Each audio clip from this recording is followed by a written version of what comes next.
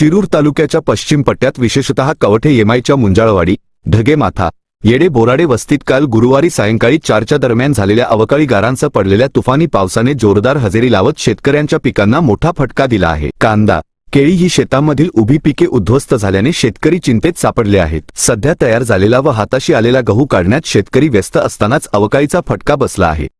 दरम्यान महसूल, कृषी विभागाने तत्परता दाखवत नुकसानग्रस्त क्षेत्राचे पंचनामे आज सकाळी 6 वाजताच सुरू केले आहेत। या विभागाचे कार्यतत्पर सहाय्यक कृषी अधिकारी नंदू जाधव यांनी सकाळी 6 वाजताच प्रत्यक्ष कवठे येमाईत दाखल होत येडे बोराडे वस्ती, टावरे वस्ती, मुंजाळवाडी परिसरात प्रत्यक्ष शेतात नुकसानीची पाहणी करून पंचनाम्याला सुरुवात केली आहे। आज दुपारपर्यंत सुमारे 90 पंचनामे पूर्ण करण्यात आल्याची माहिती जाधव यांनी दिली। या कामी स्थानिक ग्राम महसूल सहाय्यक लहू सांडभोर यांची मोठी मदत होत आहे। जाधव यांनी सांगितले की वादळी पावसामुळे अजूनही काही शेतकऱ्यांचे नुकसान झाले असण्याची शक्यता असून अशा नुकसानग्रस्त शेतकऱ्यांच्या पिकांचे पंचनामे करण्यात येणार आहे। त्यामुळे नुकसानग्रस्त शेतकऱ्यांनी पुढे येऊन माहिती द्यावी असे आवाहनही करण्यात आले आहे। विशेषतः हाताशी आलेला घास हिरावला गेल्याने बळीराजा संकटात आहे। अवकाळी पावसाच्या या तडाख्यामुळे परिसरात विजेचे खांब उन्मळून पडले, काही ठिकाणी ताराही तुटल्याने वीजपुरवठाही विस्कळीत झाला होता। या अवकाळीत शेतकऱ्यांचे मोठे आर्थिक नुकसान झाले असून शासनाकडून तातडीने मदत मिळण्याची अपेक्षा व्यक्त केली जात आहे। शिरूर तालुक्याच्या कवठे येमाई परिसरात झालेल्या अवकाळी पावसामुळे शेतकऱ्यांच्या पिकांना मोठा फटका बसला आहे। कर्ज काढून